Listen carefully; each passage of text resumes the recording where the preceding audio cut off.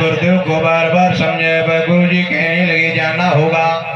उसी समय तैयारी लग जाती है और तैयारी लगने के बाद कहा लक्ष्मण जी साथ में जाएंगे और कहा राम जी को तो जाना ही होगा क्योंकि ज्येष्ठ पुत्र तो बड़ा है इस समय, इसलिए वह संपूर्णता के साथ हमारी रखवाली करेगा यज्ञ की और यज्ञ हमारा संपूर्ण हो जाएगा। फिर भी रोने लगी। दशरथ जी कहने लगे सब कुछ मांग लो पर प्राणों के प्यारे राम को ना ले जाओ। सब कुछ मांग लीजिए और भी सब कुछ ले जाओ और भी पुत्रों को ले जाओ पर राम को ना ले जाओ। हमारी जनता ले जाओ, हमारे मंत्रियों को ले जाओ, सब कुछ ले जाओ, यहाँ तक कि महल भी हम आपको अर्पण कर सकते हैं, यही यज्ञ कर लो। पर गुरुदेव कहने लगे तो गुरुदेव की आज्ञा को नहीं डाल सके क्योंकि बताया गया है गुरु रूपेण तथा ज्ञानम। कितना बढ़िया यहाँ पे उपदेश मिल रहा है गुरु जी के लिए और शिष्य के बीच में। गुरुदेवो व्याप्राणाम विप्राणाम देवोत्मवा कृतश्च च समां भावेन गुरु रूपेण तथात्मनः।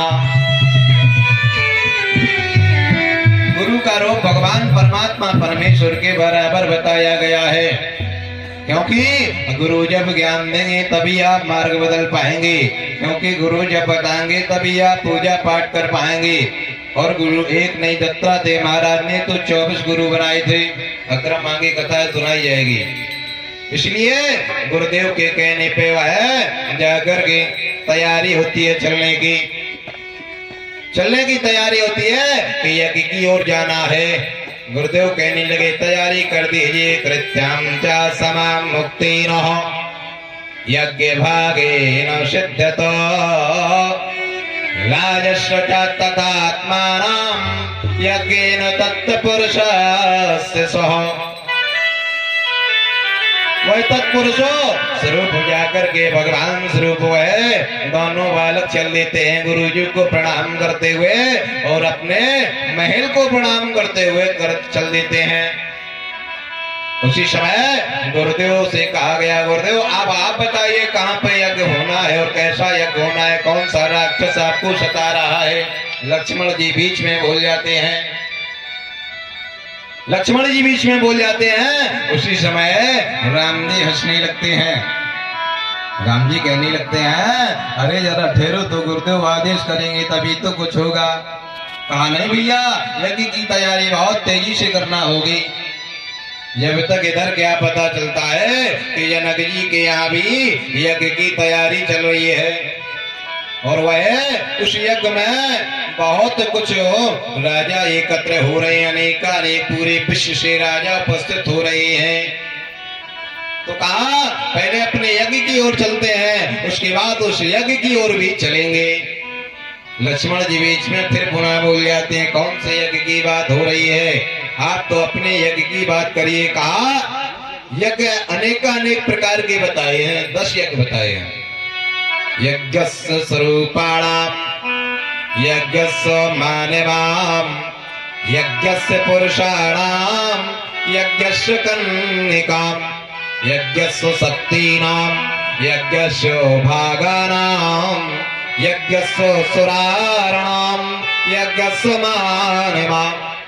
परीक्षित जी 10 यज्ञ है, 10 यज्ञों को मैं नाम ले दिए, 10 यज्ञों के नाम ले लीजिए और ले लिए हैं मैंने। अब आप बताइए कौन से यज्ञ की बात करें?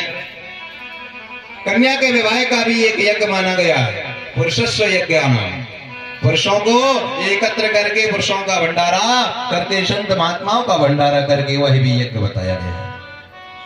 पुरुषस्व यज्ञानाम शक्ति यज्ञस्य, और एक शक्ति भक्ति के साथ जो यज्ञ किया जाता है परमेश्वरी का, वह भी संपूर्ण यज्ञ बताया गया है। और बताया है, कहा जो भी यज्ञ शक्तियों के हवन कुंड में भी यज्ञ किया जाता है, वह भी एक यज्ञ है। यज्ञ हवन कुंड वाला ही यज्ञ नहीं है। और भी बताया कन्निकाम यज्ञेन पुरुषस्य, और कहा सभी के पुरुषों के सहयोग से कन्या का जो हमरा विवाह करते हैं, वह भी महायज्ञ है। उसमें भी दान स्वरूप यज्ञ की पूर्ति संपूर्ण की जाती है। ऐसे 10 यज्ञों का उन्होंने विधान बताया है। गुरुदेव कहने लगे, आप तो आगे को चलिए, बालकों से जैसी का। फिर पुनः लक्ष्मण जी बोल जाते हैं। लक्ष्मण जी कहते हैं, कौन से मार्ग में चलना होगा? यह मार्ग कुटिया से संभवता उस यज्ञ ओर पहुंचाता है। एक मार्ग 6 महीने में उस यज्ञ मार्ग पहुंचाता है।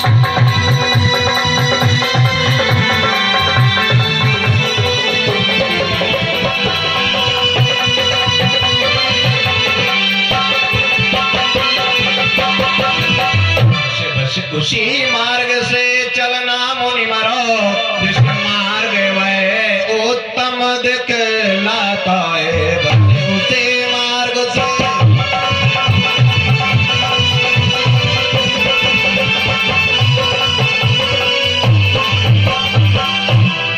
दोनों मार्ग बता दिए। कहा एक मार्ग 6 महीने में पहुंच जाएगा अपने कुटिया तक, एक मार्ग सीधा पगडंडी होते हुए जाकर के तत्काल पहुंचने वाला है।